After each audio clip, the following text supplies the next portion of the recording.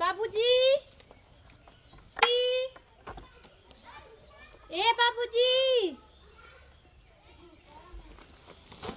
बाबूजी हो, कहाँ चल गई बुढ़वा? बाबूजी,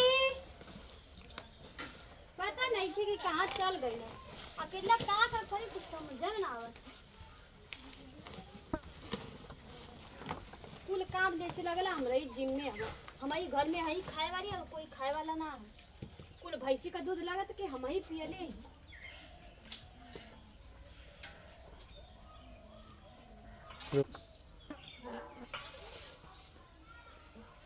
बाप रे, इतना कस के लग गई बा कि कैसे का धरी कैसे का हुई। बाबूजी, ए बाबूजी, बाबूजी हो, कहाँ चल गई? सब कोई पता नहीं क्योंकि नहीं अकेला कैसे करत हुई। के बोला थे रे? ना हम का के तू यहाँ का करे आ गई? अरे हम बलवा दई ना ना रहे दिया। हमार बाबूजी आज ये तो गुस्सिया लगे। अरे हम बाल दे तो का तो नुकसान होता ना हवा के होता तो खुद परेशान है। हम बाल दे थे नहीं। अच्छा ले ठीक है। धराओ बेवकूफ कहीं का। जब हम हैं तो कान बलवाती रे। और ठीक बाड़ी ना? हाँ ठीक है, तनी अच्छे से खींची। अच्छे से? अरे ये ना, अरे कस के धराओ रे। मशीनिया खींचे के कर। अच्छा अरे अरे बड़ा तेगड़ा लगा दे धरा देली है का रे? खींची खींची। ठीक बाड़ी ना? हमारा हथवा छोड़ी। अरे गरम हो तो का तो के रे?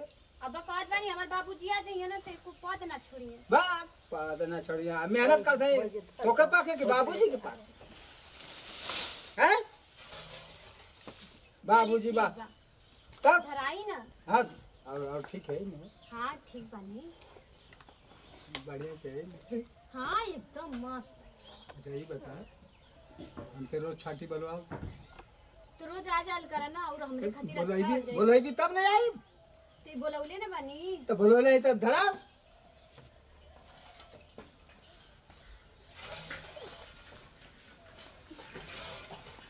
यही तो रोज बलवाल करिए हैं? ठीक है। हाँ हम आ जाल करो हैं?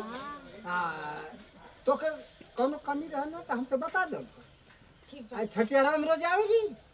का छठिया चलावे रोज आवेगी? हाँ हमके बुला ले उनका। ठीक है। हाँ हम रोज आ जाल कर। ठीक है। हाँ तो के कोनो परेशानी होई तो बताइए। हाँ हाँ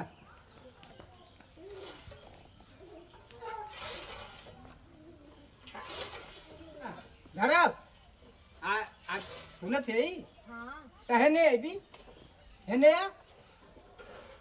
पोहर से का धराव थे रे? हेर से धराई भी तो तनी हमहू देखब ना कि केतर धराव थे। कस के धरा देते हुए में। ठीक है ना? हाँ ठीक है ना? हाँ ठीक है। तनी दूरवा से करी जल्दी जल्दी बारी। अब बाबूजी आ जाइए तो तोर बाबूजी का करिए रे? आ जाइए तो जिए ना दी है। बे! आ जाइए तो कह ना दे कि छाती बलवाओ थे। और तो जाने ना कि कितनी बार पकड़ाई नहीं तोरे सथवा।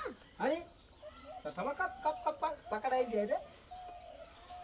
अरे ओमे आड़ा समझ जाइए। आय हो दादा ओए आय हो दादा इधर अड़ा सिखाई रे। अरे कैसे निकली रे? ऐसे पता नहीं दिमाग तो अरे खराब कैसे- है।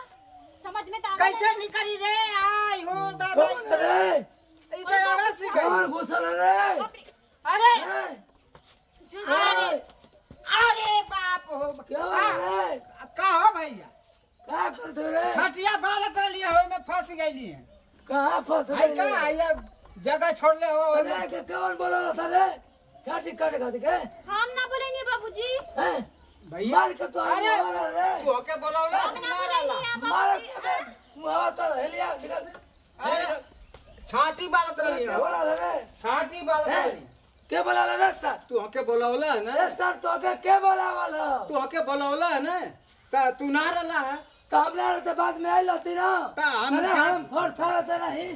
तू काहे के हमर घरे ले रे? तो का जानते रही कितना बढ़िया है। इतना तो हाँ?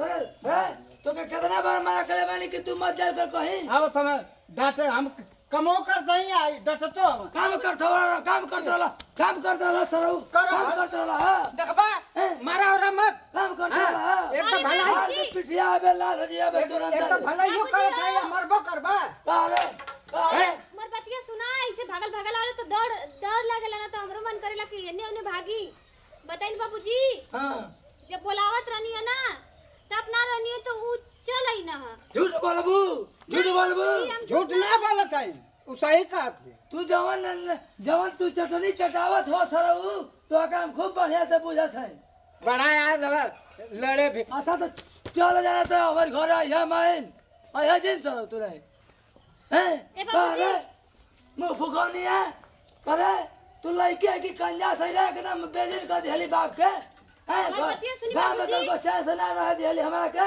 मार के तोहर पिठिया फाड़ दे फाड़ के एकदम कर जाओ बच्चे रद्द कर दे बुझे तो नहीं को बाबूजी हम कोई नहीं था एकदम से माथा है हमारे एकदम कांटे तू इतना रद्द कैले काम ना कम तो चल आज निखुल को तो काम घरे बताओ चल चलता बाबूजी